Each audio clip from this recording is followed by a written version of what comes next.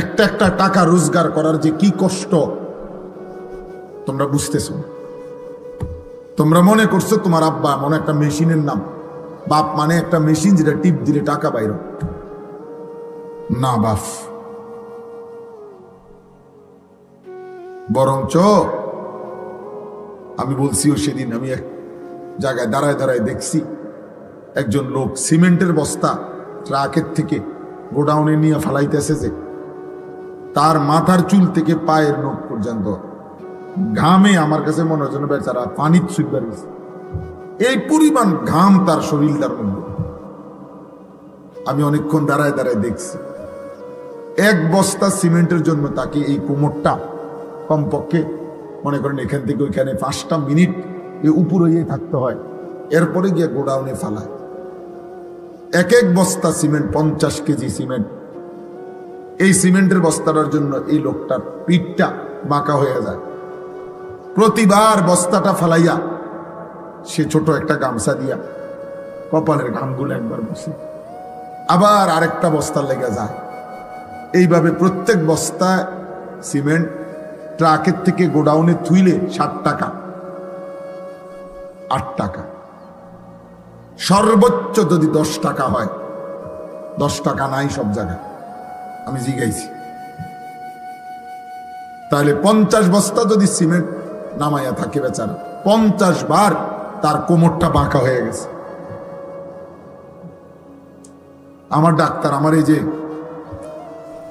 কোমরে বেল্ট আছে, এই যে দেখছো, আমি তো কোনো মাড়ি গাড়ি নাই, আমি কোনো সিমেন্টের বস্তাও টানি না, আমারে শুধু এই বৈশা থাকি মাহফিলে মাহফিলে বসতে বসতে আমার কোমরের ব্যথার কারণে আমার ডাক্তার বলছে এটা বেল্ট বাইন্ধা রাখতে, নাই তো আমার কষ্ট হয়। এবং বলছে যে আপনি উপর হইয়া একটু ঝুইকাও, একটা পয়সাও মানে একটা কাগজ উড়াবেন না। ডাক্তার সাহেব বলছে সোজা বসবেন, সোজা দাঁড়াবেন।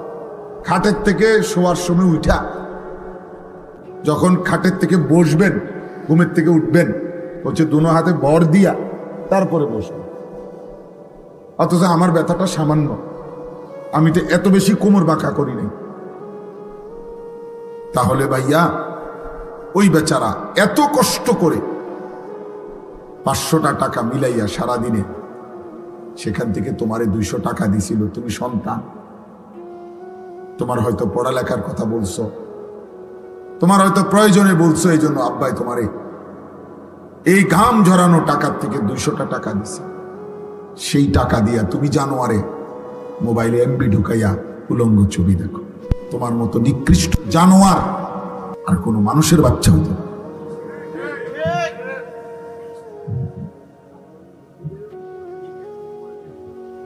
এত বড় নিকৃষ্ট হাইওয়ান, পশু, এত বড় চতুষ্পদ জন্তু কোন মানুষের বাচ্চা হতে পারে?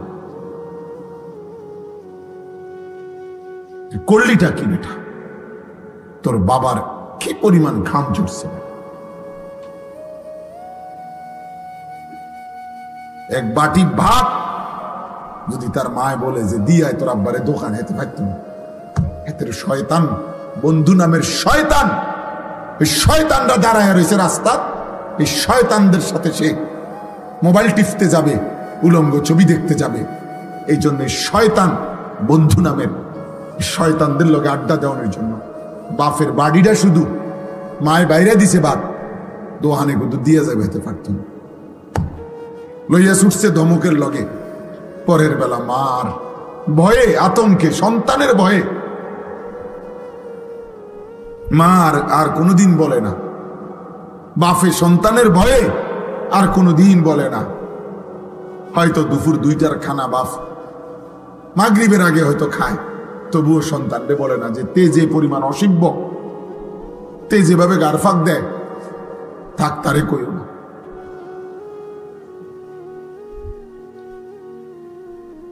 আজকে এক মা আমার মাদ্রাসার মাহফিলে, কিশোরগঞ্জ থেকে, হাসেম ভাই, কিশোরগঞ্জ থেকে এক মহিলা তার ছেলেটাকে নিয়ে আসছে আমার মাদ্রাসা আইনা, আমার মাদ্রাসার ওস্তাদরে দিয়া আমার কাছে ছেলেটারে পাঠাইছে। কয় হুজুর আমার কলিজা ছাড়া সন্তান, আমার সারাটা জীবনের সন্তানরা আমি ইয়া করছি, বড় করছি, সন্তান কোনোভাবেই আমার কথা শোনে না, আপনি একটু নসিহত করে দেন।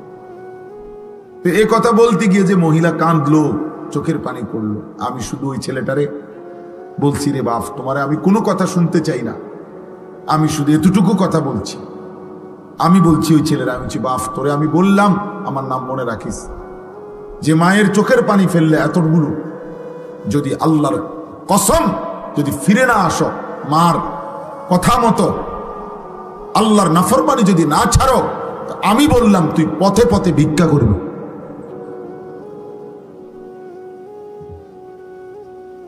মার চোখে পানি ঝরাইয়া তুই নাফরমান, কোনদিন সুখ দুনিয়ায় জমবে না। উড়া দুরা কয়েকদিন চলতে পারবা, এমন জায়গায় থমকে যাবা মায়েরা বদদোয়ায়, যেদিন আর ঘুরে দাঁড়াইতে পারতাম। কয়শো নজির লাগবে তোমার, কয় হাজার দলিল লাগবে। বাফেরে কষ্ট দিয়ে সুখে থাকবা, হ্যাঁ, মায়ের চোখে পানি ঝরাইয়া সুখে থাকবা, তোমার সমবয়সী বন্ধুরা তোমার নিরাপত্তা দিবে, হ্যাঁ, ওই শয়তানগুলা। সারাদিনে যেই বন্ধু এক ওয়াক্ত নামাজ পড়ে না, ওই বন্ধু হয়তো শয়তান। সারাদিনে মোবাইলে নারী ছাড়া, ছবি ছাড়া আর কিছু দেখে না, যে হয়তো শয়তান, হয়তো ইবলিস। ও কিসের বন্ধু আবার, ও কিসের আবার বন্ধু এটা? এর জন্য প্রিয় ছেলেরা, আমার কথা মনে রেখো আব্বা, আমি তোমাদেরই ভাই। এই গ্রামের এমন কেউ নাই যে আমারে চেনে না। বয়স্ক এমন লোক মনে হয় না কেউ আছে যা করে আমি চিনি না। আমি সবার সাথে পরিচিত মানুষ। আল্লাহ নবী সাল্লাল্লাহু আলাইহি ওয়াসাল্লাম বলছেন, বাবারাও শুনেন, ছেলেরাও শুনেন, আল্লাহ নবী বলছে, কুল্লু যুনুব ইউআখিরুল্লাহু ইলা আজালিম মুসাম্মা।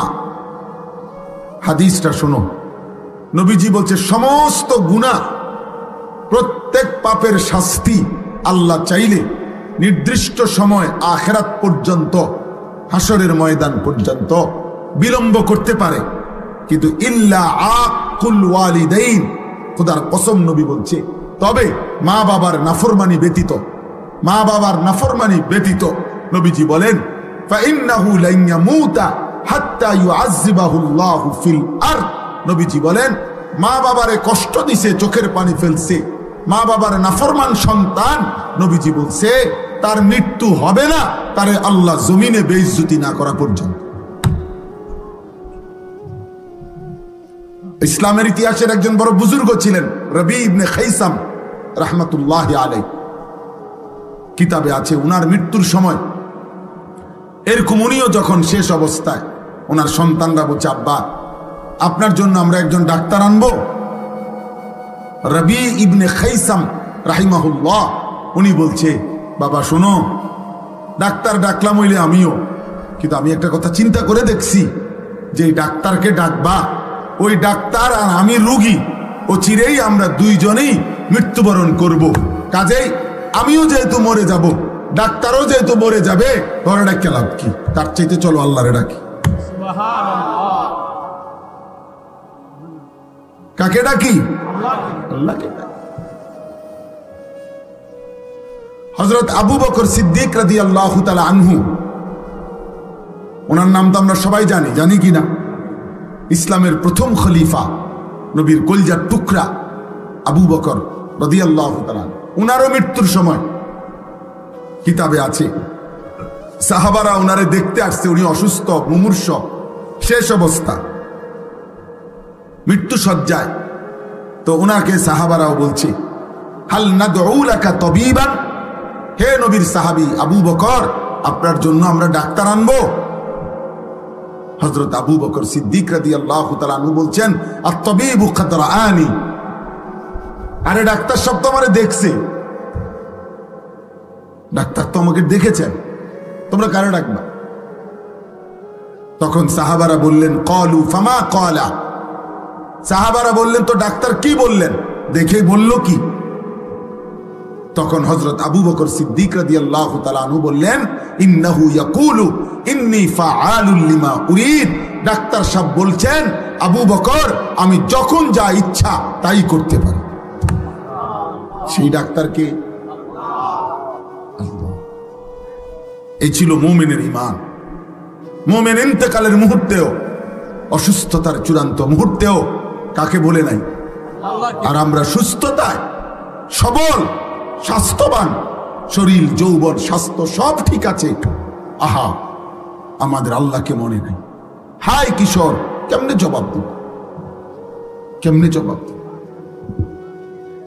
1 বছর, 2 বছর, 4 বছরে হয়তো এমন হয়েছে কোনদিন কোন রোগাক্রান্ত হও নাই, এমন সুস্থ সবল, এমন তাজা শরীরে আল্লাহকে একটা সেজদা দিলা না? 1 ওয়াক্ত নামাজও পড়লা না? 365 দিনের 1 বছরে কোনদিন ফজরের নামাজ পড়লা না? তোমার উপরে ফজরের নামাজ ফরজ হয় নাই? আল্লাহ নবী সাল্লাল্লাহু আলাইহি ওয়াসাল্লাম বলছেন, যে ফজরের নামাজ পড়ে না সে মুনাফিক। কসম আল্লাহ, নবী বলছে সে মুনাফিক, মুনাফিক, মুনাফিক। আর আল্লাহ কোরআনে বলছে, মুনাফিক তুই মনে রাখিস জাহান্নামের সবচেয়ে নিচে তোর স্থান। নওজোয়ান ছেলেরা, আসলে আমি বলতে চাচ্ছিলাম এই কথাটাই মূলত। মাওলানা ইয়াহিয়া যে এতক্ষণ বয়ান করছে, আলহামদুলিল্লাহ, সে 100% না হলেও 90% আমি যেই চিন্তা চেতনা লালন করি বছরের পর বছর, আমি যা বলি, বলতে চাই, আমি এটাই দুঃখ করি, বুঝছেন? না না, এটা সাংঘাতিক বিষয়। খেয়াল করে দেখেন, আপনাদেরই ছেলে, আমাদেরই ছেলে। বললাম না তোমরা ভাইয়া, এটাই বুঝাইতে চাচ্ছি। এই পৃথিবীতে তোমরা যেমন এখন বয়সী, এই বয়সী তো আগেও ছিল বাপ। তোমরা তো আর আলাদা কোথাও থেকে আসছো না, তোমরা তো চাঁদের দেশ থেকে আসো নাই বাবা। কিন্তু ন্যূনতম আদব, আখলাক, ন্যূনতম দিমাগ যদি কাজ না করে, মুসলমান হবা কেমন ভাই? একজন মুসলমানের সামান্যতম আবেগ তো থাকবে, আদব তো থাকবে।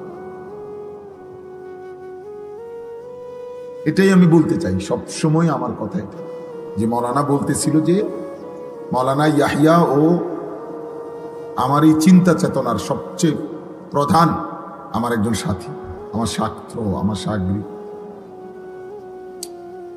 সবসময় লালন করে এই কথা, এই চিন্তা, যে এই সমাজের খুব দ্রুত গতিতে, আমরা এটা বুঝাইতে চাইতেছি, খুব দ্রুত গতিতে স্রোতের মতো কিশোর যুবক ছেলেরা তোমরা অশ্লীলতা, বেহায়াপনা, অসভ্যতা, নোংরামি, মানে নিজেদের বরবাদির দিকে ছুটতেছ।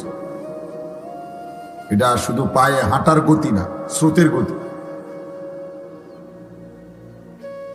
স্রোতের গতি। কক্সবাজার সমুদ্র সৈকতে অনেক সময় বিপদসীমার একটু দূরে চলে গেলে স্রোতের ওই লোক আর ফিরতে পারে না। অহরহ এমন হয়। বিশেষ পর্যন্ত ইউনিভার্সিটি পড়ুয়া ছাত্র এবং অনেক হয়েছে, কিছুদিন আগেও দেখছি, ডুবে গেছে, আর খুঁজে পায় না, স্রোতে টেনে নিয়ে গেছে। এজন্য গুনাহ সব কালেই মানুষ করছে, অপরাধ সব কালেই মানুষের মধ্যে ছিল ভাইয়া। তোমরা যা করতেছো এটা বাড়াবাড়ি করতেছো, বাড়াবাড়ি করছো। সেই ভোর ঘুম থেকে উঠে রাত 11টা পর্যন্ত, 12টা 1টা পর্যন্ত তোমার সাথে তোমার মা, বাবা, আত্মীয় স্বজন, বংশ, আল্লাহ, রসুল, নবী, কোরআন, কিতাব, ওযু, নামাজ, পাক নাফাক, হালাল হারামের কোনো ধারণা, একেবারেই মুক্ত স্বাধীন নিজের মতো চলতেছ। এই স্রোত কল্যাণ বয়ে আনবে। তুমি একদিন এমন পিছলা খাইবা আর সোজা হইয়া দাঁড়াইতে পারতা। একদিন এমন হতাশায় ভুগবা, এমন ধুকে ধুকে কাঁদবা, আমাদের এই মৌলানা ইয়াহিয়ার সাথে আমার অনুমতিতে শত শত ছেলের সাথে হোয়াটসঅ্যাপ গ্রুপ আছে, যাদের সাথে সে কথা বলে, মানে আমি দায়িত্ব দিছি তার। একসাথে কমপক্ষে 300-র উপরে বেশি ছেলে আছে তার গ্রুপে। কথা বলে সে হালাত, ছেলেদের সাথে ভালো মন্দ, তাদের চলাফেরা, চাল চরিত্র। তো তোমারে যদি শুনাই যে ক্লাস 9-এর ছাত্র কি কয়, পাগল হয়ে যাবে। কি বলে? গুনাহ, অসভ্যতা, জিনা, ব্যভিচার, নোংরামি।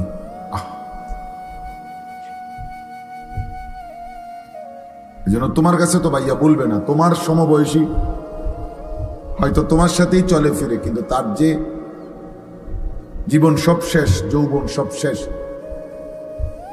যৌবনের ক্ষমতাও সব শেষ, এটা তো তুমি বুঝতা না, তুমি জানতাও না। গুনাহ, নারী, ছবি, অশ্লীলতা, বেহায়াপনা, আল্লাহর কসম আখিরাতের ক্ষতি তো পরেই আছে। দুনিয়াতেও একটা মানুষকে অকর্মণ্য, ধ্বজভঙ্গ, একটা অপদার্থ মানুষ বানায় দেয়। তোমরা যদি একটা বিবেকবান ছেলে হও, তুমি বর্তমান সময়টা প্রতিদিন একদিনের কমপক্ষে 10টা চ্যানেলের খবরের দিকে দেখো, খবরে কি কয় দেখবা। চারিদিকে পারিবারিক অশান্তি, পরকিয়া, পুরুষ অন্য মহিলার লগে, মহিলা অন্য পুরুষের লগে, ছেলে মেয়ের, মানে অর্থাৎ সর্বত্র মানুষের জীবনটা দুর্বিষহ। কেউ মনে হয় যেন তৃপ্তি পাচ্ছে না, অতৃপ্ত।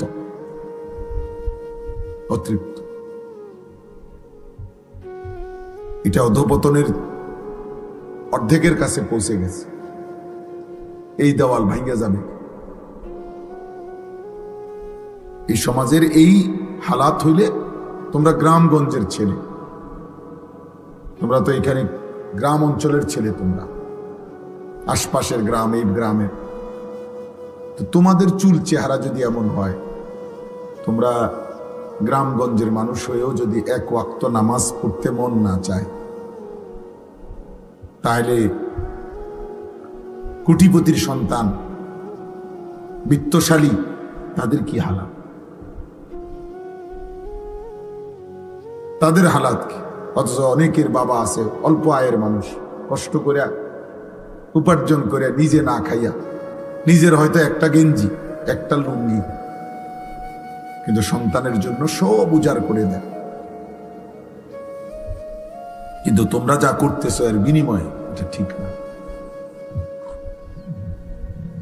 আজ হোক কাল হোক পস্তাইতে হবে, আফসোস করতে হবে। তোমার আব্বা তোমার সমবয়সী না, কাজে স্বাভাবিক হিসাব হইল, হতে পারে স্বাভাবিক হিসাবে তোমার আব্বা তোমার আগে কবরে চলে যাবে,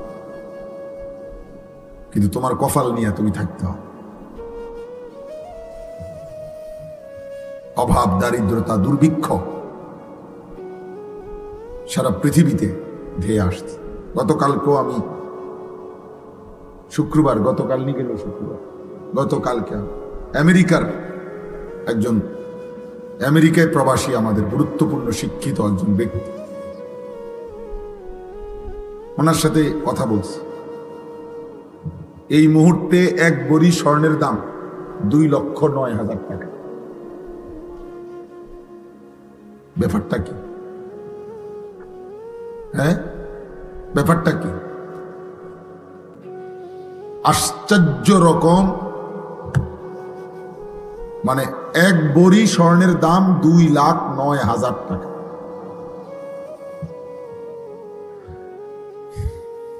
অথচ এটা অবাক করা ব্যাপার, আশ্চর্য। পৃথিবীতে, সারা পৃথিবীতে কি হইতেছে আন্তর্জাতিকভাবে, কারণটা কি?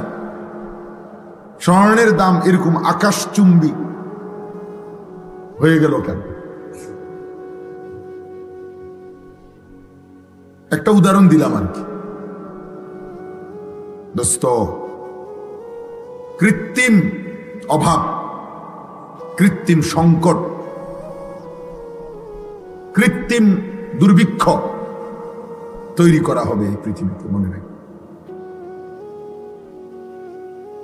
হ্যাঁ, উনি আরো অনেক তথ্য দিছে যেগুলা এমনি স্বাভাবিক সবার সামনে বলার মতো। হ্যাঁ, এই জন্য বললাম, ধরে নাও পকেটে টাকা আছে কিন্তু মার্কেটে পণ্য নাই।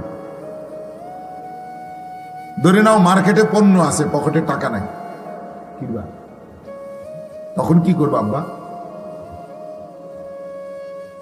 বলে? একজন উচ্চ পদস্থ ব্যক্তি, আমার মুসল্লি, উনি আমার শুনেছেন, হুজুর আপনি এখন কথা বলেন। ওনার একজন লোক, বাংলাদেশের কুমিল্লা ছাতিপট্টির বড় জুয়েলার্সের মালিক, স্বর্ণ ব্যবসা, উনি বলতেছে খুচরা কাস্টমার নাই বললেই চলে। কে কিনবে 2,09,000 টাকা দিয়ে স্বর্ণ কিনতে যাবে? খুচরা কাস্টমার নাই, অর্থাৎ একটা শ্রেণী ভিক্ষুক হয়ে যাবে হয়তো এরা। আর যারা এগুলারে মজুত করে লাইতেছে তারা কৃত্রিম ভাবে পৃথিবীতে অনেক বড় সংকট তৈরি করবে। এটা একটা বললাম, এরকম অসংখ্য বিষয়। এজন্য দোস্ত, আমি এখানে অর্থনীতি বুঝাইতে আসি না বা পণ্ডিতি কথা বুঝাইতে আসি না। আমার উদ্দেশ্য হলো আমরা যেভাবে আমাদের আল্লাহর সাথে সম্পর্ক ছিন্ন করতেছি, আল্লাহকে যে পরিমাণ নারাজ করতেছি আমরা, আমাদের উপরে বড় সড় মুসিবত আসবে, বড় সড়।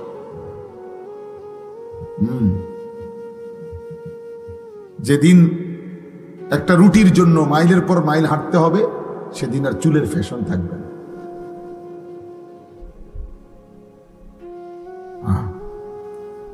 বাংলা ভাষায় একটা কবিতা ছিল আগে,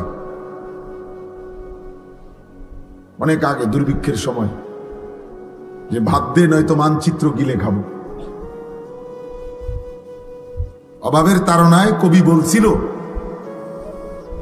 যে ভাত দে নয়তো কি মানচিত্র, মানে পুরা দেশ গিলে খাবে। এটা, এই ছবিটা তো আছে এখনো, আমরা তো ছোটবেলায় পড়ছি।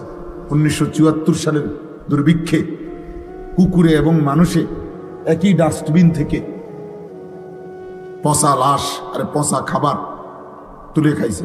শিল্পাচার্য জয়নুল আবেদিনের মনে আছে এই ছবি? আমরা ছোটবেলায় স্কুলে পড়ছি না, প্রাইমারি স্কুলে, আমি তো পড়ছি। 74-এর মনন্তর, 74-এর দুর্ভিক্ষ, এই কয়দিন আগে। 74 সাল তো এই মধ্যে, এখনো 50 বছর হয় বা একবার মুখোমুখি 51 বছর। এজন্য বাবা আমি বললাম, প্রিয় ভাই, এত অসভ্যতা, এত চরিত্রহীনতা একজন সুস্থ স্বাভাবিক মুসলমান করতে পারে। তোমাদের চেহারা দেখলেই বোঝা যায় বাপ, সারা দিনে মোবাইল ছাড়া, নারী ছাড়া, ছবি ছাড়া, উলঙ্গপনা ছাড়া আর যে কোনো কাজ নাই তোমাদের হাতে, এটা চেহারা দেখলেই বোঝা যায়। তোমাদের অসংখ্য ছেলের চেহারা দেখতেই বোঝা যায় গত 6 মাসে না, গত 2-4 বছরে কোনোদিন 5 ওয়াক্ত প্রতিদিন নামাজ পড়ছো কিনা তার কোনো চিহ্ন তোমাদের চেহারায় নেই। কি খবর বাপ, এত নষ্ট হয়ে গেল কেন?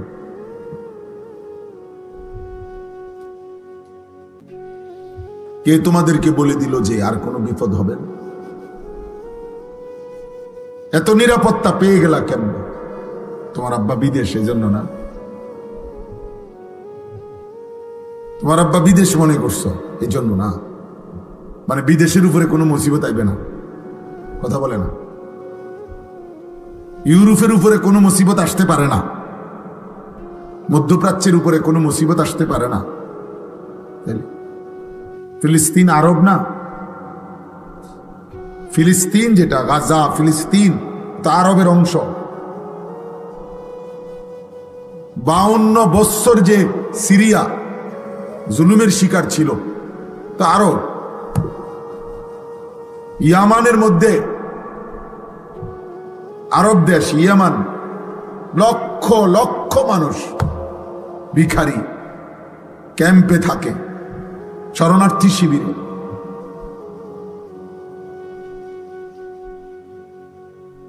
এজন্য প্রিয় ভাই, আমি আমার কথা শুরু করতে চাচ্ছি, কিন্তু আমি দেখলাম তোমাকে চেহারা দেখে, মোবাইলের স্টাইল দেখে বুঝছি তোমরা মানে খুব রঙের সাগরে ভাসতেছ। তোমাদের যে কোনো দিমাগ আছে বোঝা যায় না।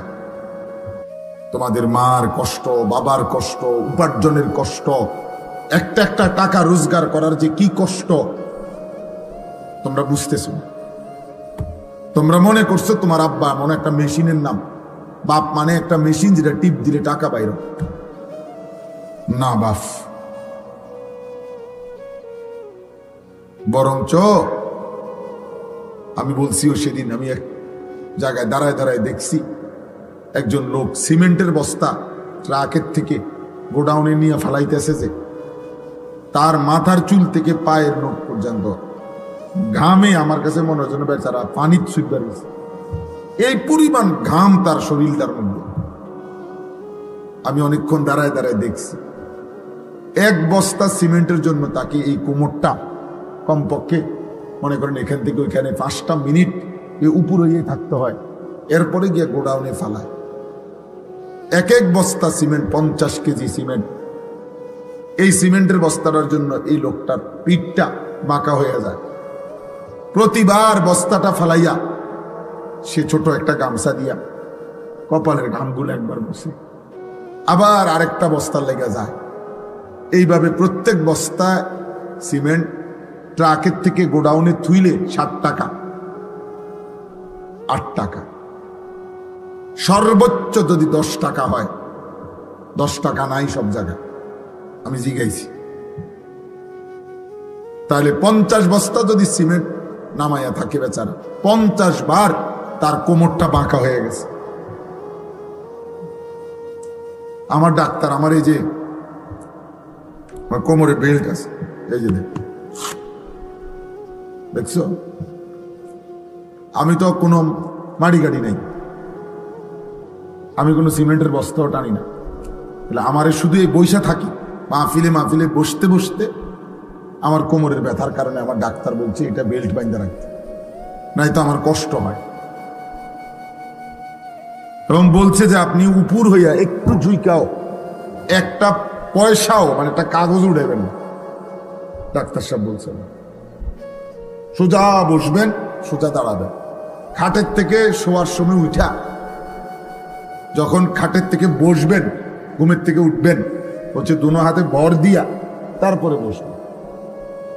অথচ আমার ব্যথাটা সামান্য, আমি তো এত বেশি কোমর বাঁকা করি নাই। তাহলে ভাইয়া ওই বেচারা এত কষ্ট করে 500টা টাকা মিলাইয়া সারাদিনে, সেখান থেকে তোমারে 200 টাকা দিছিল। তুমি সন্তান, তোমার হয়তো পড়ালেখার কথা বলছো, তোমার হয়তো প্রয়োজনে বলছো, এই জন্য আব্বাই তোমারে এই ঘাম ঝরানো টাকার থেকে 200টা টাকা দিছে। সেই টাকা দিয়া তুমি জানোয়ারে মোবাইলে এমবি ঢুকাইয়া উলঙ্গ ছবি দেখো। তোমার মতো নিকৃষ্ট জানোয়ার আর কোনো মানুষের বাচ্চা হতে পারে?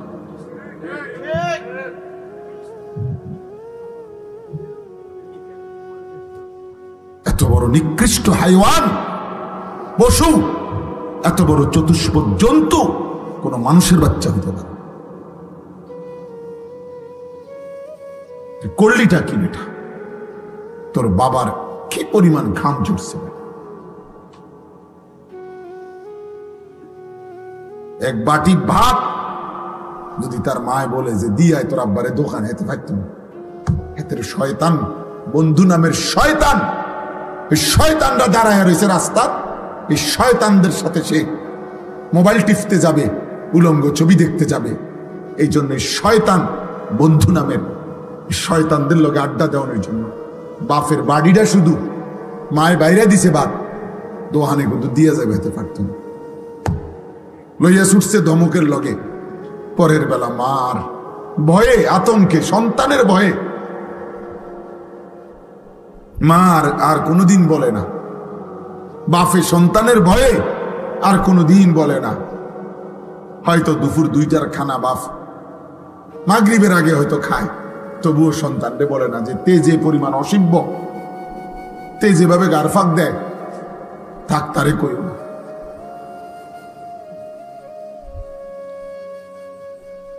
আজকে এক মা আমার মাদ্রাসার মাহফিলে কিশোরগঞ্জ থেকে, হাসেম ভাই, কিশোরগঞ্জ থেকে এক মহিলা তার ছেলেটাকে নিয়ে আসছে আমার মাদ্রাসা আইনা, আমার মাদ্রাসার ওস্তাদরে দিয়া আমার কাছে ছেলেটারে পাঠাইছে। কয় হুজুর, আমার কলিজা ছাড়া সন্তান, আমার সারাটা জীবনের সন্তানরে আমি ইয়া করছি, বড় করছি, সন্তান কোনোভাবেই আমার কথা শোনেন, আপনি একটু নসিহত করে দেন।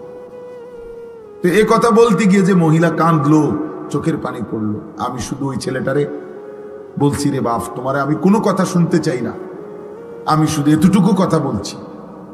আমি বলছি ওই ছেলেরা, আমি বলছি, বাপ, তোরে আমি বললাম আমার নাম মনে রাখিস, যে মায়ের চোখের পানি ফেললে এতগুলো, যদি আল্লাহর কসম যদি ফিরে না আসো, মার কথা মতো আল্লাহর নাফরমানি যদি না ছাড়ো, আমি বললাম তুই পথে পথে ভিক্ষা করবি।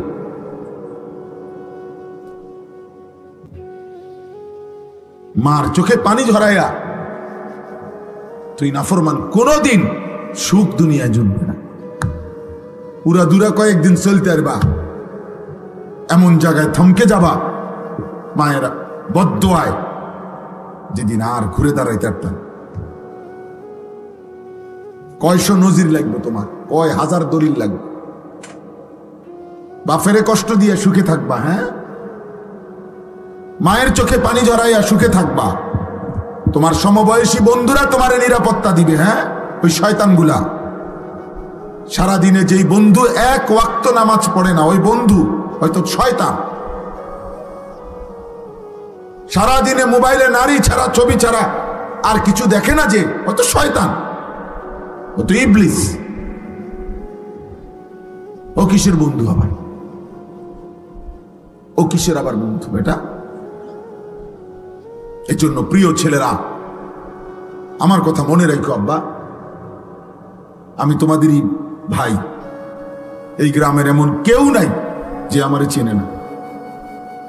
বয়স্ক এমন লোক মনে হয় না কেউ আছে যা করে আমি চিনি না। আমি সবার সাথে পরিচিত মানুষ। আল্লাহ নবী সাল্লাল্লাহু আলাইহি ওয়াসাল্লাম বলছেন, বাবারাও শুনেন, ছেলেরাও শুনেন, আল্লাহ নবী বলছে, কুল্লু যুনুব ইউআখিরুল্লাহু ইলা আজালিম মুসাম্মা। হাদিসটা শোনো, নবীজি বলছে, সমস্ত গুনাহ, প্রত্যেক পাপের শাস্তি আল্লাহ চাইলে নির্দিষ্ট সময় আখিরাত পর্যন্ত, হাসরের ময়দান পর্যন্ত বিলম্ব করতে পারে, কিন্তু ইল্লা আকুল ওয়ালিদাইন, খোদার কসম নবী বলছে, তবে মা বাবার নাফরমানি ব্যতীত, মা বাবার নাফরমানি ব্যতীত। নবীজি বলেন, ফাইন্নাহু লান ইয়ামুতা হাত্তা ইউআযযিবাহু আল্লাহু ফিল আরদ। নবীজি বলেন, মা বাবারে কষ্ট দিছে, চোখের পানি ফেলছে, মা বাবার নাফরমান সন্তান, নবীজি বলছে তার মৃত্যু হবে না, তারে আল্লাহ জমিনে বেইজ্জতি না করা পর্যন্ত। তোকে আল্লাহ জমিনে বেইজ্জতি করবে।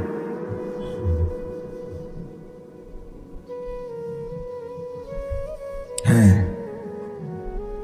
অন্তত তুমি মানুষের বেড়ি চাও, ও চিরেই দেখবা 20 বছর পরে তোমার মেয়ে যখন আরেক বেটার লগে বাইকে যাইব, আর পুরা গ্রাম তখন জুতার বাড়ি দিব তোমারে, ছিছি করবে, তখন তুমি বুঝবা মজা কাকে বল।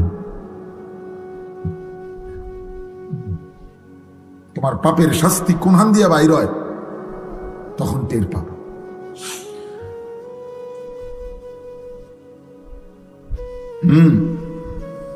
আমাদের এই মুরাদনগরের একজন বড় আলেম আমার একদিন বলছেন, মেয়ে আরেক ছেলের সাথে পলায়া গেছে, বিবাহ বন্ধনে হোক সম্পর্ক কইরা চলে গেছে। মা বাবা গিয়া থানার মধ্যে ওই ছেলে মেয়ের নামে মামলা করছে। মেয়ে চিঠি পাঠাইছে বাপের কাছে, আপন বাপের কাছে চিঠির মধ্যে স্পষ্ট লিখছে, বাবা যে কাজটা তোমরা করেছিলে সেটা যদি অপরাধ না হয়, আমার বেলায় থানায় মামলা করলে কেন? কসম খোদার। কি বুঝলেন? মানে তোমরা মা বাবাও তো কি করছিলা? এরকম হারাম প্রেম করেই ভাগ্যে গিয়া বিয়ে করছো। এখন আমিও সেই কাজটা করাতে আমার বেলায় মামলা করলা কেন? ওই বাবা কি জবাব দিবে? হ্যাঁ বলো না বাবা, তোমরা একটা ছেলে বলো, কোনো জবাব হইতে পারে? এই বাবা এই সমাজে কি পরিমাণ বেইজ্জতির শিকার হবে? এই বেচারার সারা জীবনের অর্জন কি হবে তখন? এই জন্য বললাম আমি, মৃত্যু আমাদেরকে বরণ করতেই হবে, আমাদেরকে কিন্তু চলে যেতে হবে। আমরা স্বীকার করি বা না করি, বুঝে কিংবা না বুঝি, আমরা মরে যাব বাপ। কিশোর ভাই, যুবক ভাই, নওজওয়ান, বয়স্ক বাবা, পর্দার আড়ালের মা বোন, আমাদেরকে চলে যেতে হবে, চলে যেতে হবে। কোনোভাবেই নিকটাত্মীয় স্বজন বন্ধুরা আমাদেরকে ফেরাইতে পারবে। আমি যে আয়াত পড়ছি সূরা ওয়াকিয়া, কোরআনুল কারীমের 56 নম্বর সূরা, 27 নম্বর পারা, এই সূরার 5টা আয়াত পড়ছি আমি। মূলত এই আয়াতের মধ্যে আমি বুঝাইতেছি আপনাদেরকে, এই আয়াতের মধ্যে মূল বক্তব্য মৃত্যুকালীন একটা অবস্থা আল্লাহ তুলে ধরছেন। অবিশ্বাসী, কাফের, মুশরিক, মুনাফিক, নাফরমান, পাপীদেরকে বুঝাইবার জন্য আল্লাহ মৃত্যুকালীন, কোন মানুষের মৃত্যুকালীন অবস্থাটা একটা চিত্র তুলে ধরে আল্লাহ তাআলা নাফরমান পাপীদেরকে বুঝাইতে চাইছে এই 5টা আয়াতে। আমি সেটাই বলে আমার কথা শেষ হবে ইনশাআল্লাহ। সূরা ওয়াকিয়া, সূরাটার নাম, অনেক ফজিলতপূর্ণ কোরআন শরীফের একটা সূরা, অনেক দামি সূরা। আমাদের নবী সাল্লাল্লাহু আলাইহি সাল্লাম বলছেন, যে ব্যক্তি প্রত্যেক রাত্রে একবার এই সূরা ওয়াকিয়া পাঠ করবে, নবী ওয়াদা দিছে, মান ক্বারাআ সূরাতাল ওয়াকিয়া ফি কুল্লি লাইলাতিন লাম তুসিবহু ফাকাতুন আবাদা। নবীজি বলছে, সূরা ওয়াকিয়া যে প্রত্যেক দিন রাতে পড়বে, আল্লাহর নবী বলছে তাকে কখনোই দারিদ্রতা, অভাব স্পর্শ করবে না। এজন্য যুগ যুগ ধরে মাদ্রাসাগুলোর মধ্যে, বিশেষ করে কওমি মাদ্রাসায়, যুগ যুগ ধরে মাগরিবের পরে এই সূরা পড়া হয়। আউলিয়া বুজুর্গরা সারা পৃথিবীতে যুগ যুগ ধরে, নেককার বান্দারা মাগরিবের নামাজের পরে সূরা ওয়াকিয়া পড়ে। সূরা ওয়াকিয়া আল্লাহ নবী সাল্লাল্লাহু আলাইহি ওয়াসাল্লাম বলছেন তাকে অভাব স্পর্শ করবে।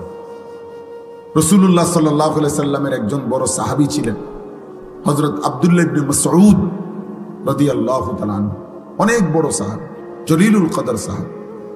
নবীজির সাথে খুব বেশি যারা থাকতেন, নবীজির খাস খাদেম যারা ছিল, এর মধ্যে উনি একজন।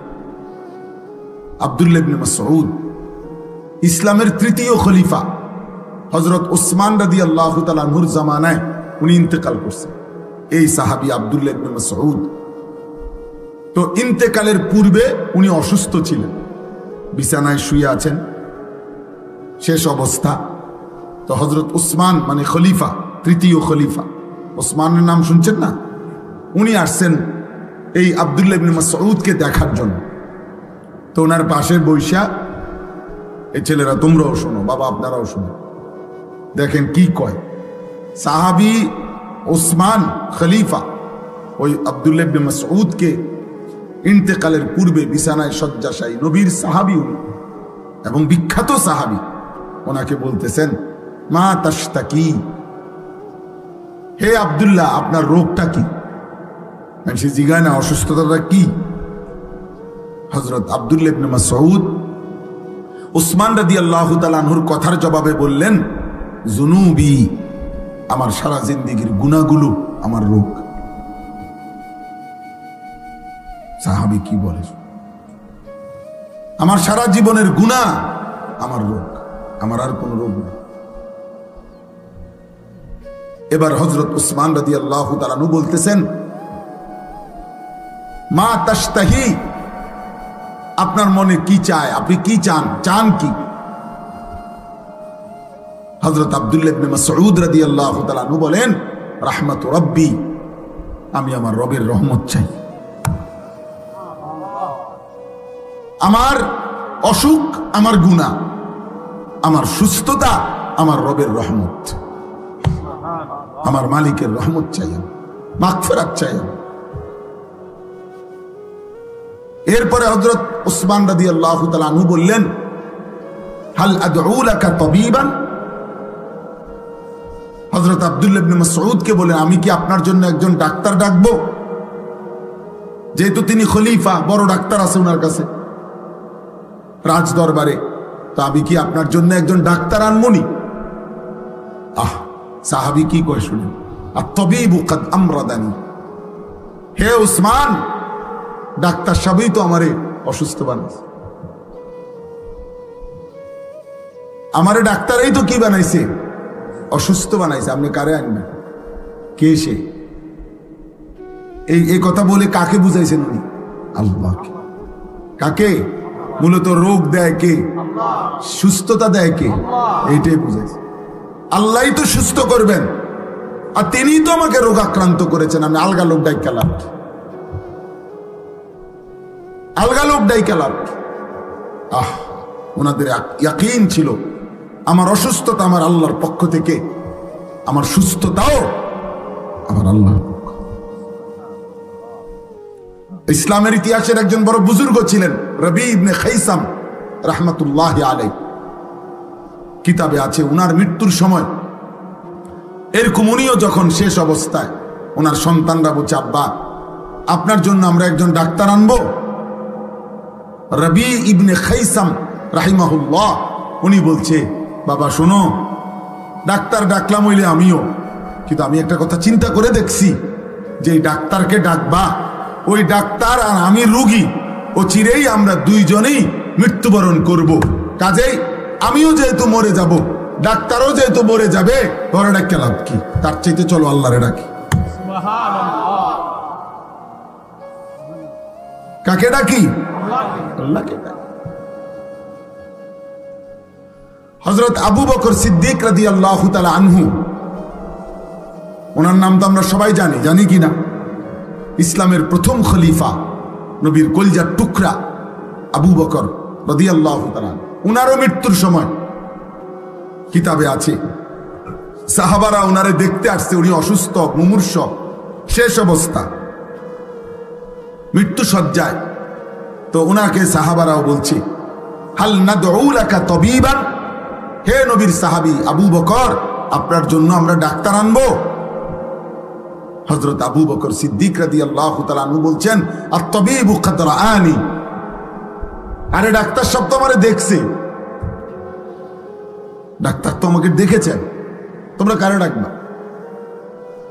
তখন সাহাবারা বললেন, ক্বালু ফামা ক্বালা, সাহাবারা বললেন, তো ডাক্তার কি বললেন, দেখেই বলল কি? তখন হযরত আবু বকর সিদ্দিক রাদিয়াল্লাহু তাআলা আনহু বললেন, ইন্নাহু ইয়াকুলু ইন্নী ফাআলুল লিমা উরিদ, ডাক্তার সাহেব বলছেন, আবু বকর আমি যখন যা ইচ্ছা তাই করতে পারি। সেই ডাক্তারকে আল্লাহ। এই ছিল মুমিনের ঈমান। মুমিন ইন্তেকালের মুহূর্তেও, অসুস্থতার চূড়ান্ত মুহূর্তেও কাকে বলে নাই? আর আমরা সুস্থতায় সবল, স্বাস্থ্যবান, শরীর যৌবন স্বাস্থ্য সব ঠিক আছে, আহা আমাদের আল্লাহকে মনে নাই। হায় কিশোর, কেমনে জবাব দেব, কেমনে জবাব দেব? 1 বছর 2 বছর 4 বছরে হয়তো এমন হয়েছে কোনদিন কোন রোগাক্রান্ত হও নাই, এমন সুস্থ সবল, এমন তাজা শরীরে আল্লাহকে একটা সেজদা দিলা না, 1 ওয়াক্ত নামাজও পড়লা না। 365 দিনের 1 বছরে কোনদিন ফজরের নামাজ পড়লা না? তোমার উপরে ফজরের নামাজ ফরজ হয় নাই? আল্লাহর নবী সাল্লাল্লাহু আলাইহি ওয়াসাল্লাম বলছেন, যে ফজরের নামাজ পড়ে না সে মুনাফিক। কসম আল্লাহ, নবী বলছে সে মুনাফিক, মুনাফিক, মুনাফিক। আর আল্লাহ কোরআনে বলছে মুনাফিক তুই মনে রাখিস জাহান্নামের সবচেয়ে নিচে তোর স্থান।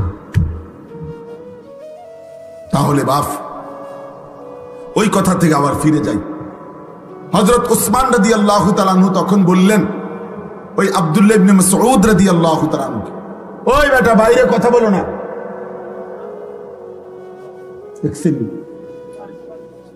হঠাৎ করে আবার কথা বলতেছে কেন? ভাইয়া কথা থাকলে রাস্তায় যাও, মেইন রোডে গিয়ে কথা বলো না। কথা থাকবে, অনেকের তো থাকতেই পারে কথা। এটা অনেকের কষ্ট করে যে মোবাইল বন্ধ করে তারপরে চুপচাপ এতক্ষণ ওয়াজ শোনা, এটা অনেকের জন্য কঠিন। এটা একটা কঠিন বিষয়। তো হযরত উসমান রাদিয়াল্লাহু তাআলা আনহু এবার আব্দুল্লাহ ইবনে মাসউদকে বললেন ওই মৃত্যু সজ্জায় যে আমি আপনার জন্য একটা রাষ্ট্রীয় ভাতা পেনশনের মতো নির্ধারণ করে দিতে চাই, যাতে করে আপনার মৃত্যুর পরে আপনার সন্তানরা এটা দিয়া চলতে পারে পরিবার। হযরত আব্দুল্লাহ ইবনে মাসউদ বললেন লা হাজাতা লি, আমার কোনো দরকার নেই, আমার এটার কোনো প্রয়োজন নাই। হযরত ওসমান বললেন আরে আপনি তো মৃত্যুবরণ করবেন, শেষ অবস্থা আপনার বুঝতেছি আমরা, আপনার জন্য তো বলছি না, আপনার বিবি বাচ্চার জন্য বরাদ্দটা নিলে আপনার বিবি বাচ্চার উপকার হবে, এই জন্য আমি চাচ্ছি দিতে। উনি যেহেতু খলিফা, হ্যাঁ, তখন এই কথাটা বলার জন্য হযরত আব্দুল্লাহ ইবনে মাসউদ বললেন হে উসমান আমিরুল মুমিনিন, আমার নবী সাল্লাল্লাহু আলাইহি সাল্লাম হায়াতে থাকাকালীন আমারে এমন একটা আমল শিখায় দিয়ে গেছে, যেই আমল আমি আমার বিবি বাচ্চা নিয়ে নিয়মিত করি, আমার ওই আমলটাই, আমার নবীর ওই ভবিষ্যৎবাণীটাই আমার জন্য যথেষ্ট। হযরত ওসমান বললেন সেটা কি? তখন তিনি এই হাদিসটা বলছে যে আল্লাহর নবী সাল্লাল্লাহু আলাইহি সাল্লাম আমাকে বলছেন যে যে ব্যক্তি প্রত্যেক রাতে একবার সূরা ওয়াকিয়া তেলাওয়াত করবে, অভাব এবং দারিদ্রতা তাকে কোনোদিন স্পর্শ করবে না। তা আমি তো নিজেও সূরা ওয়াকিয়া পড়ি, আমার বিবি বাচ্চারারও পড়াই, তাইলে আমার সংসারে অভাব আসবে না, সেটা আমার নবী বলে গেছে। তোমার সরকারি বরাদ্দ আমার লাগবে, তোমার রাষ্ট্রীয় বরাদ্দ আমার লাগবে। এই হলো মুমিনের ঈমান। মুমিনের ঈমান। নবী সাল্লাল্লাহু আলাইহি সাল্লাম বলছেন লাউ তাওয়াক্কালতুম আলাল্লাহ হাক্কা তাওয়াক্কুলি লা রাযাকাকুম কামা ইয়ারযুকুত তাইর তাগদু খিমাসান ওয়া তারুহু বিতানা। নবীজি বলেন আমার উম্মত, যদি তোমরা আল্লাহর উপরে পুরো ভরসা করতে, একটা পাখিকে আল্লাহ যেভাবে খাওয়ায়, চড়ুই পাখি, সামান্য পাখিকে আল্লাহ তোমাদেরকে ওইভাবে রিজিক দিতেন। নবী উদাহরণ দিয়ে বুঝাইছেন যেমন একটা ছোট্ট পাখি ভোরবেলায় খালি পেটে আল্লাহর উপরে ভরসা করে ঘর থেকে বের হয়, তার কোনো নির্ধারিত অফিস নাই, চাকরি নাই, ব্যবসা নাই, খ্যাত নাই, কিচ্ছু নাই, কিন্তু সন্ধ্যাবেলা সে ভরা পেটে তৃপ্ত হয়েই ঘরে ফিরে আসে। আল্লাহ তাকে ঠিকই রিজিক দিয়ে দেয়। তাহলে আল্লাহ বলেন, নবী বলেন তোমরাও যদি আল্লাহর উপরে ভরসা করতা, এমন পাখির মতো নিয়মিত রিজিক, হালাল পবিত্র রিজিক দিয়া আল্লাহ তোমাদেরকে তৃপ্ত করে দিতেন। কিন্তু হারাম করে এটা বুঝে না, সুদ করে এটা বোঝে না। সুদ করে আল্লাহরে ডাইরেক্ট বলে আল্লাহ আমনে পারতেন না, আমনে কুলাইতে পারতেন না, আমনের কত কাম, আমনের লোকের অভাব নাই, আমনের ঝামেলা অনেক, আমার সুদ আমিই নেই, আমার অভাব আমি দূর করবো। এই জন্য হারাম খোর, কিস্তিখোর, সুদখোর সরাসরি আল্লাহর সাথে বিদ্রোহ করে, আল্লাহরে বুড়া আঙ্গুল দেখায়। আল্লাহ বলছে বান্দা এমন ঘর আমি মটকায় ফেলবো না, ফরমান মনে রাখিস। তোর মতো হারাম খোর ঠিক আছে, কয়েকদিনের ভাত খা, দুনিয়া কয়দিন ভোগ কর। সুদখোর, ঘুষখোর, কিস্তিখোর কয়েকদিনের দুনিয়া ভোগ করো, বেশি দিন লাগবে না। এমন দুনিয়া আমি দুনিয়া নাফরমানরেও খাওয়াই, কাফের বেঈমানকেও খাওয়াই, নাস্তিক মুরতাদকেও আমি দুনিয়া খাওয়াই, আমি জন্তু জানোয়ারকেও, আমি জঙ্গলের বাঘ ভাল্লুককেও খাওয়াই, রাস্তার কুকুর বিড়ালকেও আমি খাওয়াই। কিন্তু আমি আল্লাহ মৃত্যুবরণ যেদিন করবা, চোখ যেদিন বন্ধ হবে, সেদিন থেকে অনন্তকালের আখিরাত পর্যন্ত আর কোনদিন এক ঢোক পানিও পান করতে দেব না, এক লোকমা খাবারও আর দেব না। মনে রাখুন, আপনি এখনই খেয়ে নাও। ওয়াদারনি ওয়াল মুকাদ্দিবিনা উলিন নি'মাতি ওয়ামাহিলহুম কালিলা। এই যে সরাসরি কোরআনের আয়াত। আল্লাহ বলেন, অবিশ্বাসী, মিথ্যাবাদী, নাফরমান পাপীদেরকে অল্প কয়েকদিনের দুনিয়ায় সুযোগ দাও, অল্প কয়েকদিনের জন্য সুযোগ দাও। আল্লাহ বলেন, দুনিয়া অল্প কয়েকদিন ভোগ করতে দাও, অল্প কয়েকদিনের ভাত মাছ রুটি গোশত খাইতে দাও। আল্লাহ বলেন, ছেড়ে দাও ওয়াদারনি, সুদখোরকে ছেড়ে দাও, ঘুষখোরকে ছেড়ে দাও, দুনিয়া কিস্তিখোরকে দুনিয়া ছেড়ে দাও, বেবিচারী হারামখোর নেশাখোরকে দুনিয়া ছেড়ে দাও। আল্লাহ বলেন, ইন্না লাদাইনা আনকালাম ওয়া জাহিমা, আখিরাতে আমি রব্বুল আলামিন রেডি রাখছি জাহান্নামের আগুনের শিকল আর জাহান্নামের ধাউ ধাউ আগুন আমি ওর জন্য রেডি করে রাখছি। একটু সুযোগ দাও, একটু সুযোগ দাও, দুনিয়া কয়টা দিন খেতে দাও। ওই জন্য বুঝতো আমরা বোকা না, নামাজিরা বোকা না। হালাল উপার্জনকারী বেচারার বেতন হুদা ৬,০০০, ইমাম সাহেব ৯,০০০ টাকা বেতন, অথচ বেটাও জোয়ান। বেটায় বুঝে না সিএনজি চালাইলে এত ভালো ইনকাম। সিএনজি চালাইতে কি ঢাকা ইউনিভার্সিটির থেকে ডিগ্রি আনতে হবে নাকি? কথা বলে না। সিএনজি অটো চালাইতে হলে কুমলে ভিক্টোরি কলেজ থেকে মাস্টার্স পাস করতে হবে। তো এটা না বুঝার কি আছে? কথা বলে না। এটা ইমাম সাহেব বোঝে না, এটা ইমানদার বোঝে না। তো ১ লাখ টাকা কোনো রকমে মিলাইয়া সুদে লাগাইলে, হ্যাঁ, এটার থেকে যে ১০,০০০ টাকা আইব, এটা বুঝে না। এটা না বুঝার কি আছে? কথা বলে না। কত মূর্খ কলম লুঙ্গি ফিন্দে এবারে সুদ খায়। তো এবারে মূর্খ মানুষে যদি সুদ বুঝে, তো এবারে তো কিছু ২-৪ লাইন পড়ছে, এটা বুঝতো না কেন? কথা বলে না কেন?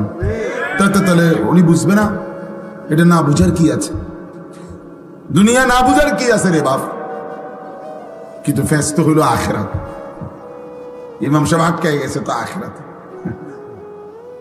দিনদার আটকায় গেছে। যে সমস্ত লোক নামাজ পড়ে হালাল খাইতে চেষ্টা করে, শত অভাবের ভিতরে হারাম খায় না, হারাম নেয় না, অত আটকায় গেছে আখিরাতের কারণে। ওর কলিজার মধ্যে তো আসে, আমার আল্লাহর সামনে দাঁড়াইতে হবে, হিসাব দিতে হবে। হযরত ওমর রাদিয়াল্লাহু তাআলা একবার তৃষ্ণার্ত অবস্থায় এক রাখাল ছেলেকে বলছিল যে, হে রাখাল, একটা দুধওয়ালা বকরির একটু দুধ আমারে পান করাও। সেই রাখাল ছেলে বলছিল, জনাব, আমি এই রাখাল বকরিগুলোর মালিক না, আমি একজন কৃতদাস। রাখাল আমার একজন মনিব আছে, মালিক আছে এই ছাগলগুলোর, বকরিগুলোর। আমি তো তার অনুমতি ছাড়া আপনাকে দুধ পান করাইতে পারি না। হযরত ওমর রাদিয়াল্লাহু তাআলা বলছে, হে রাখাল, তাইলে তুমি এক কাজ করো, একটা দুধওয়ালা বকরি আমার কাছে বিক্রি করে দাও। বিক্রি করে দিলে দুইটা লাভ হবে। এক, তুমি কিছু টাকা পাইবা, মুদ্রা, কিছু দিরহাম পাইবা, আর আমি একটা দুধওয়ালা বকরি পাবো, আমারও তৃষ্ণা মিটবে, তোমারও কিছু টাকা মিলবে। আর তোমার মালিকরে বাড়িতে গিয়া বলবা, একটা বকরি, এই আরব দেশে তো ২-৪০০ বকরি এক লগে সরে, ২, ৪, ৫০০, ১,০০০ আরো বেশি। তাইলে এখান থেকে দুইটা একটা হারাইয়া গেছে, কই গেছে গা, এটা বললে মালিক কিছুই মনে করবে না। কথা বোঝেন নাই? তুমি গিয়া বলবা একটা বকরি কম, এটা কই জানি গেছে গা, আমি কইতারি না, পাই না, খুঁজা পাই নাই, এতে তোমার মালিক কিছুই বলবে না। হযরত ওমর যাচাই করার জন্য, মানে তার ইমানের মজবুতি কেমন এটা দেখার জন্য সে জিজ্ঞেস করছে, উনি তাকে এটা প্রস্তাব দিয়ে চাইছে। আমরা কিতাবে পড়ছি সরাসরি এই যুবক রাখাল ছেলে, সাধারণ কৃতদাস, সে পরিষ্কার বলছে, ফাআইনা আল্লাহ, ফাআইনা আল্লাহ, এই বেটা, তাহলে আল্লাহ কোথায়? আল্লাহ কোথায়? হ্যাঁ, ওমা তাকুনু ফি শানিন ওমা তাতলু মিনহু মিন কুরআনিন ওয়ালা তা'মালুনা মিন আমালিন ইল্লা কুন্না আলাইকুম শুহুদান ইদ তুফিদুনা ফীহি। রব্বুল আলামিন বলে, বান্দা তুমি যে অবস্থায় থাকো না কেন, আমার কোরআন থেকে তুমি যেটুকুই পড়ো না কেন, আর যখন যেই আমলই করো না কেন, যখনই তা করতে থাকো আমি আল্লাহ তোমার সামনেই থাকি। খোদার কসম, এটা কোরআনের আয়াত, সূরা ইউনূসের আয়াত। ইল্লা কুন্না আলাইকুম শুহুদান, আল্লাহ বলে বান্দা যখন সেজদা দাও আমি সামনেই থাকি, যখন নেশার আড্ডা জুয়ার আড্ডায় থাকো আমি আল্লাহ তখনও সামনেই থাকি। আমি তো সামনেই আছি, আমারে ফাঁকি দিবা কেমনে? ওয়া না'লামু মা তুওয়াসওয়িসু বিহি নাফসু, অন্তরের গভীরে যেই কথাগুলো তোমার লুকায়িত আছে আমি তো তাও জানি। আলা ইয়ালামু মান খালাক, আল্লাহ বলে ভাবো তো বান্দা, যিনি সৃষ্টি করেছেন তিনি বুঝি জানবেন না তার সৃষ্টি কখন কি করে? কেমনে ভাবলা আমি জানবো না? আমি জানবো না কেন? আমি তো বানাইছি, বানাইছে কে? তো তিনি জানবেন? কোম্পানি কইতারে না কোম্পানির মালের উৎপাদন কোন দিন, কোম্পানির মালের গুণাগুণ কি, এটা কোম্পানি কইতারে না, কথা বলে না তো। এজন্য বাপ, এবার এই শেষ কথা হলো, এই আয়াতের মধ্যে আল্লাহ বুঝাইতে চাচ্ছেন, এবার আমরা এই শেষ কথাটা বুঝি। মক্কার কুরাইশরা, কাফেররা প্রতিনিয়ত তারা দুটা কথা বলতো নবীজিকে। এক বলতো, মুহাম্মদ আমার শরীর, আমার জীবন, আমার ইচ্ছা, আমার স্বাধীনতা, সব কিছুর মালিক আমি। শরীর আমার, স্বাস্থ্য আমার, জীবন আমার, যৌবন আমার, টাকা আমার, বাড়ি আমার, সম্পদ আমার, সব আমার। আমার যেটা যখন মন চা আমি তাই করব। এখানে আল্লাহ কি, আবার ওনার বিধান কি, এটি কি তাকো বুঝা কথা? হ্যাঁ, আমার ইচ্ছা আমি যখন যা করবো, তোমায় কি এনে? দুই, মক্কার কাফেররা নবীজিকে বলতো, মুহাম্মদ এই কবর থেকে নিয়ে তুমি যা কও এটি সব দিয়ে একটা হইত না। কবর, হাসর, মিজান, ফুলসেরাত, বিচার, হাসার, আমল নামা, ইডি হুদা কথা এটি হইত না। কি কও তুমি, করতে পাইব? 500 বছর আগের কবর, এখন সেখানে কবরের চিহ্নও নাই। ওইখানকার মাটি হয়তো কত হাজার মাইল দূরে চলে গেছে, হালাইয়া দিছে। কোনাকার বাতাস, কোনকার মাটি, বালু কোনানে উড়াইয়া নিয়ে গেছে। কার হাড্ডি, কার গোস্ত, কার চামড়া কই গেছে, কই না গেছে, সারা পৃথিবীতে ছড়াইয়া ছিটাইয়া গেছে। তুমি কি কও এটি করতে আনবো টোয়াই? কিভাবে আনবে আল্লাহ? কিভাবে সম্ভব? নাউজুবিল্লাহ, তারা এই কথাগুলো বারবার নবীজিকে বলতো। তো এই আয়াতে এবার বলে, আল্লাহ বলে, এই শেষ কথাটা শোনেন, প্রত্যেক পাপী, নাফরমান, কাফের, মুশরিক, বেঈমান, পাপী মৃত্যুর মুখোমুখি যখন হয়, তখন মালাকুল মউত আজরাইল যখন তার জান কবজ করতে আসে, নিয়ম হলো, হাদিসে আছে, নবী বলছে, মালাকুল মউত আজরাইল তার কলজাটা থেকে তার রুহুটা একটা টান দিয়া ছিঁড়ে ফেলে। নাফরমানের এই যখন রুহুটা ছিঁড়ে ফেলে, তখন এই রুহুটা আইসা হুলকুম, হুলকুম মানে কণ্ঠনালী, এখানে আইসা আটকায় যায়, এখানে আটকায়। এবার আর রুহুটা ভিতরেও যায় না, বাহিরও হয় না, এখানে আটকাইয়া এই নাফরমান পাপী মৃত্যুর মুখে এই সময় প্রচন্ড কষ্টে ছটফট করে। তো আল্লাহ তাআলা বলতেছেন, ফালাউলা ইজা বালাগাতিল হুলকুম, তোমাদের কোন মুমূর্ষ, মরণোন্মুখ ব্যক্তির যখন কণ্ঠনালীতে আইসা রুহুটা আটকায়া যায়, পৌঁছে যায়, ওয়া আনতুম হিনা ইদিন তানদুরুন, তোমরা তো তখন চারদিকে সবাই তাকাইয়া দেখতেছো, তোমাকে লোকটা মুমূর্ষ ছটফট করতেছে, তোমরা তো তখন সাইডেই থাকো। আল্লাহ বলতেছে তাদেরকে, ওয়া নাহনু আকরাবু ইলাইহি মিনকুম ওয়ালাকিন লা তুবসিরুন, আর আমি আল্লাহ যদিও তোমরা দেখো না, আমিও এখানেই আছি। কথা বলে না তো? আল্লাহ বলে এখনই প্রমাণ হোক, আমিও আছি, তোমরাও আছো। কথা বুঝেন না? তোমাকে লোকটাও আছে, তোমার আব্বাই তো বেটা, তোমার চাচাই তো, তোমার ভাই তো বেটা, তো এও শুয়ে রয়েছে, তার কণ্ঠনালীর কাছে রুহু চলে আসছে, সে ছটফট করতেছে, আমি আল্লাহ আছি, তোমরা নাফরমানরাও আসো, তার আত্মীয় স্বজন। আল্লাহ বলে, তো আমি আল্লাহ, ফালাউলা ইন কুনতুম গায়রা মাদিনিন, যদি তোমরা বলে থাকো কবর হবে না, আখিরাত হবে না, আর কোথাও ফিরতে হবে না তোমাদেরকে, আমি আল্লাহ পাক পারবো না এগুলা, তাহলে তো নিশ্চয়ই আমি এই রুহুও তোর সরাই থাকতাম না, কারণ আমি যদি ওইডি পারতাম না তোর এটা পারবো কেমনে? তো কাজে তারজিউনাহা ইন কুনতুম সাদিকিন, হে নাফরমান, তোমরা তোমাদের দাবিতে যদি সত্যবাদী হও, তো তোমাদের এই স্বজনের রুহুটা তার আপন জায়গায় ফিরায় দাও। দে তোর আব্বারে দে ফিরায়, তোর বাপেরে এখন আপন জায়গায় রুহু ফিরাই দে, তোর চাচার রুহু তার কলজাত আবার ফিরাই দে। সম্ভব? কথা বলে না সম্ভব? এই আল্লাহর কথা। তো যেহেতু এটা পারলা না, আমি আল্লাহ তো পারলাম, আমি তো রুহুটা বের করে নিলাম, তা আমি ওইটাও পারো। আর তুমি যেহেতু এটা পারো নাই, ওইটাও পারতাম, পারতাম। এই শেষ কথা।